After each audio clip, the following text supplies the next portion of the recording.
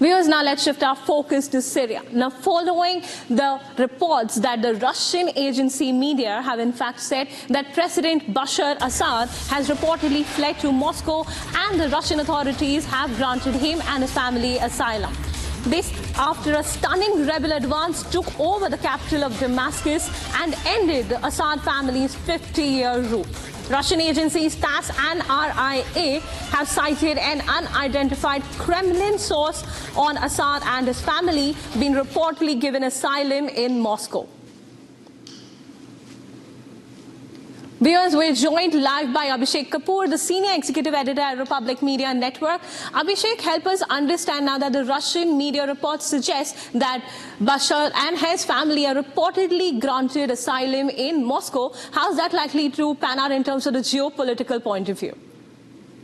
Well, that had to happen because since 2014, 2011 onwards, in fact, when during the Arab Spring, there was the second start of civil war in Syria, the Russians had come in and were helping the Bashar al-Assad regime, and so obviously they had to give him shelter and refuge. So political asylum has been granted. This is getting confirmed at the top post levels in the Russian establishment. The information coming in via TASS and Sputnik and Kremlin sources being quoted that Bashar al-Assad, not just him but his entire family, when they left Damascus, they headed to Moscow and are being now sheltered there, have been given political asylum. This, of course, does not really help the situation on the ground.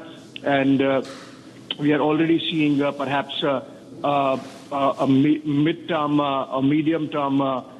crisis and instability panning out not just in Syria but in the extended Middle East or the West Asian region. We are already seeing the country getting carved out into spheres of influence.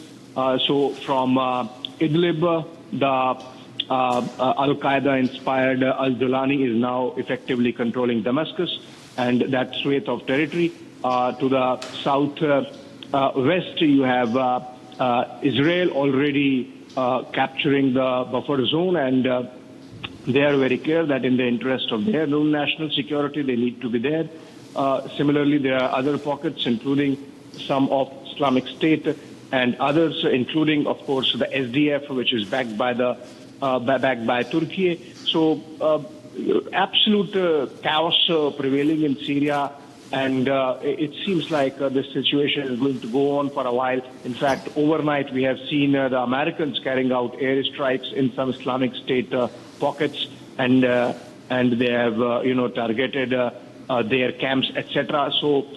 We are looking at a very unstable geopolitical situation panning out in the middle. Not that it was not already, but then this really adds to the chaos and uncertainty, which is not really good for the people, of course, living there, but then for the rest of the world. Also, remember, this remains the hub of world's energy security, and if it gets destabilized, then it is going to have destabilizing consequences on energy supplies and other supply chains going through this very important node of geography. So not a very good development, but then it has happened. It was building up for a while with the iron fist that Bashar al-Assad and his family were controlling Syria.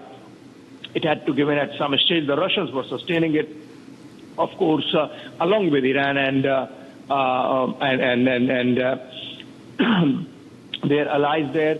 But obviously, it has collapsed, and Bashar al-Assad now, of course, given safe haven in Moscow and along with his family given political asylum there.